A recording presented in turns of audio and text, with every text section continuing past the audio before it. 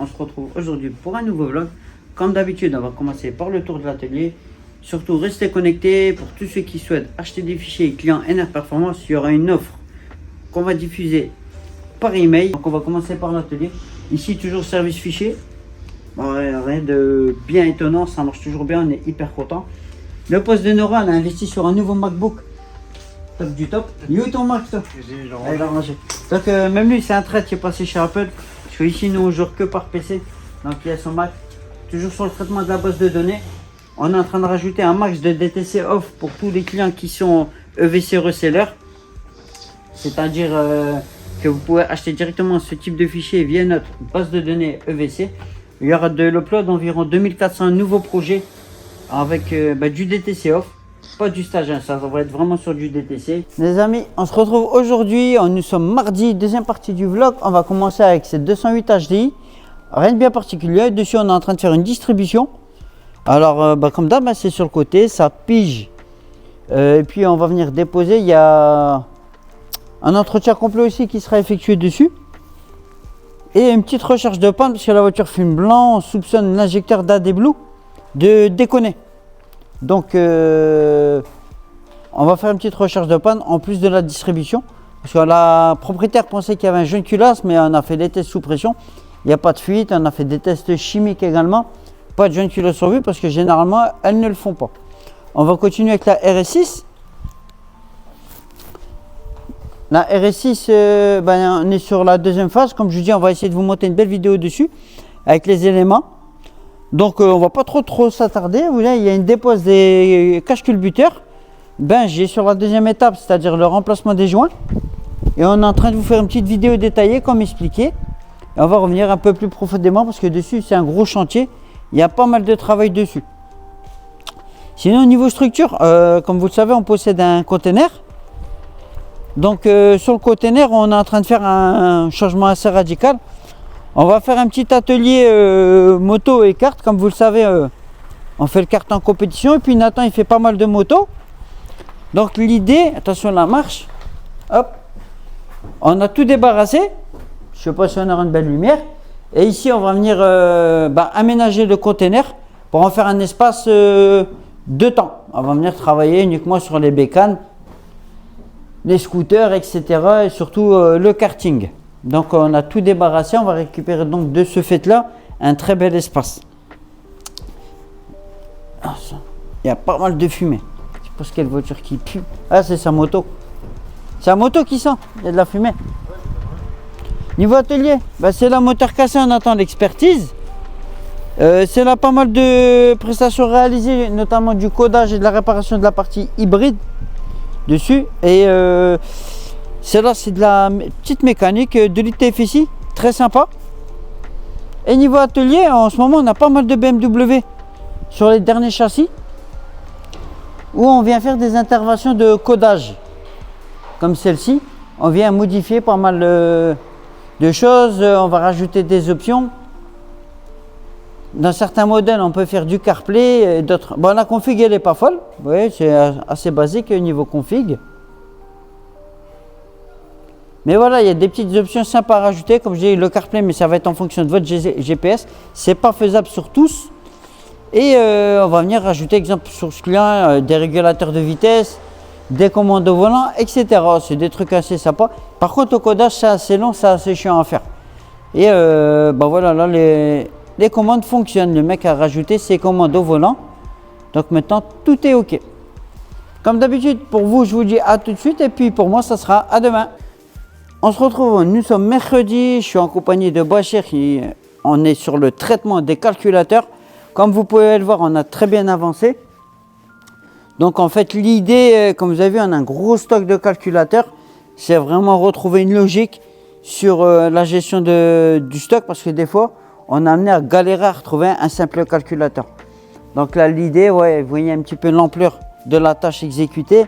Il y a environ, je pense ici, on doit être sur 1500 calculateurs parce qu'il faut compter à peu près 100 calculateurs par étagère, voire un peu plus dans ces cas-là. Et voilà, ça va nous permettre de classer un petit peu mieux, de mieux nous y retrouver. Et on va les classer par génération. Donc là, c'est le début de la fin, on commence à voir un peu plus clair. Il reste encore un petit peu par terre. Ça, c'est les calculateurs essence. Donc, c'est sur lesquels on va revenir un petit peu après, parce que comme il y en a beaucoup moins sur les essences, on va refaire une autre classification. On va passer côté atelier où Benjamin a avancé sur la RS6. Comme vous avez pu voir un petit peu plus tôt, il y a eu la dépose des caches culbuteurs. Mise à jour bientôt terminée. Je crois qu'il l'a sorti. Attention les flaques. Hop.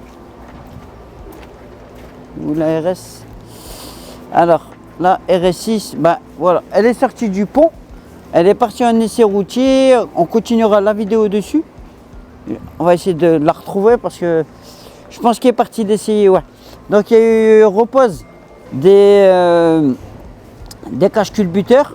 On va tester l'étanchéité, vérifier que tout va bien. Ici on est sur un stage 1, sur un sprinter. Ça se fait assez bien. Nathan vient de terminer la distribution dessus. Alors BMW, ça va être intéressant. Alors celle-ci, on a mis du temps à la prendre en charge à la rentrée parce que comme elle était tombée en panne, le client l'a mis en panne en fait. Le client a voulu la coder par lui-même. Il s'est amusé avec son logiciel, sauf qu'il l'a mis complètement out. C'est-à-dire on n'avait plus de contact, plus de démarreur, plus rien. Et après pas mal de recherches et d'investigations, réparation, etc., ça y est, aujourd'hui elle démarre. Vous pouvez la mettre en route. On a recodé l'intégralité du véhicule.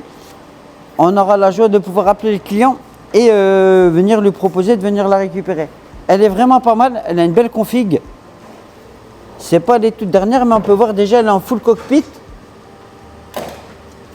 Contrairement à certaines versions que vous pouvez voir avec uniquement les aiguilles qui elles sont cachées derrière un écran noir. Donc là on est vraiment sur une belle config. Je suis vraiment content parce que ça c'était un petit peu un challenge. On s'est dit est-ce qu'on va réussir, on va pas réussir, parce qu'on n'avait plus du tout de contact, plus du tout d'alimentation. Donc là hyper content. On va pouvoir voilà, satisfaire un client de plus.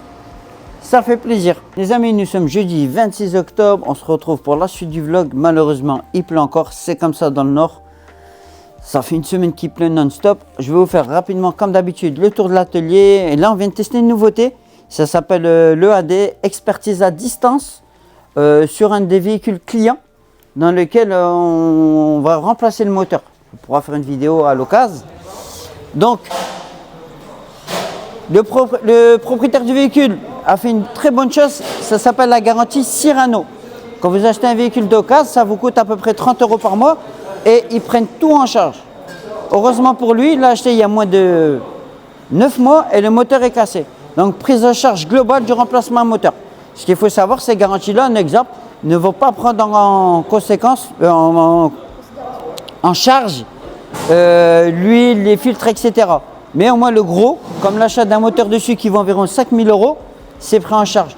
Donc là, on vient de finir l'expertise en visio. Donc ils m'ont appelé, ils m'ont demandé de démonter telle ou telle pièce, vérifier s'il y avait de la limaille ou pas. Donc nickel, c'est un bon système, je ne connaissais pas. Donc voilà, on en apprend tous les jours. Et bon, on va attendre la prise en charge de la garantie. Donc ça s'appelle Cyrano. On a déjà travaillé avec eux dans le passé sur des petites prestations, remplacement turbo et tout, c'est top. Mais sinon, nickel, ça passe bien. Là, la BM, on est en train de terminer réparation du faisceau. Problème de radar de recul. Donc on est sur la fin, tout se passe bien. Et une petite Renault Latitude, enfin petite, grosse par le volume. C'est pas ma Renault préférée. Franchement, je trouve ça très moche. C'était la remplaçante de la Safrane quand la Safrane était sortie. Voilà, très rudimentaire. Regardez le pommeau de vitesse, c'est dégueulasse. Franchement, on dirait une blague. C'est nul, c'est mal fini. On comprend pourquoi ils ont arrêté la production. Là, ouais, la Élysée. Mais non, la Élysée, c'était fait pour les pays Afrique.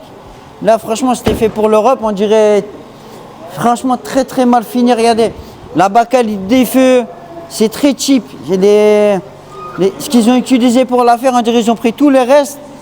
Et bien, comme il ne restait pas grand-chose, ils ont produit ça. Donc dessus, c'est stage 1, plus vidange et filtre à gasoil. Les amis, là, moi je m'en vais, je vais sur un salon de l'auto. Si tout se passe bien, ça fera l'occasion encore d'une nouvelle vidéo. C'est un salon réservé aux professionnels organisé par AD. Comme d'habitude les amis, si la vidéo vous a plu, petit pouce bleu, n'oubliez pas de partager. Grosse pensée à tous ceux qui nous regardent. Nous sommes bientôt 5000. Alors petite pensée spéciale pour Cédric, ici où il nous regarde, et Gasoil. Les amis, c'était Yasser de chez Neuroprog et je vous dis à la prochaine. Et on vous a mis un bon truc en 4K, ça va être ici. Je vais m'en occuper de faire le montage et les amis, on va vous préparer un bon cocon.